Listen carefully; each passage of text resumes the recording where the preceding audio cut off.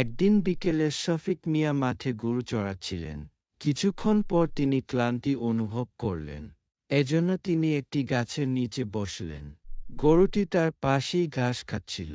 হঠাৎ তিনি একটি টাকার ব্যাগ দেখতে পেলেন। এরপর তিনি ব্যাগটির কাছে গেলেন। ব্যাগটি নিয়ে তিনি বাড়ির দিকে রওনা দিলেন। দেখো বউ, আমি এটা কি নিয়ে আসলাম। এরপর তিনি টাকার ব্যাগটাকে বিছানার উপর রাখলেন। এটা তুমি কোথায় পেলে? মাঠে গরু চড়ানোর সময় আমি এই ব্যাগটি দেখতে পাই, তাই সেখান থেকে ব্যাগটি নিয়ে আসলাম। আমার মনে হয় ব্যাগটি নেওয়া আমাদের ঠিক হবে না। কেন? ব্যাগটি তো আমি কুড়ে পেয়েছি, এখন এটি আমাদের। ব্যাগটি আমরা পেয়েছি, কিন্তু এটির আসল মালিক আমরা নেই। যদি এই টাকাগুলো আমরা নিজেদের জন্য ব্যবহার করি, তাহলে মৃত্যুর পরে আমাদেরকে শাস্তি ভোগ করতে হবে। তুমি একদম ঠিক বলেছ বউ, এই টাকাগুলো আসল মালিককে দিতে হবে।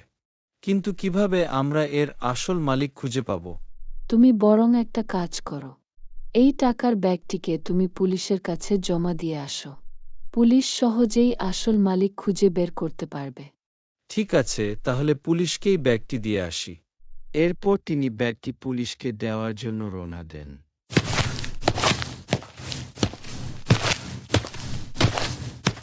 টাকার ব্যাগ নিয়ে শফিক মিয়া পুলিশ স্টেশনে আসলেন।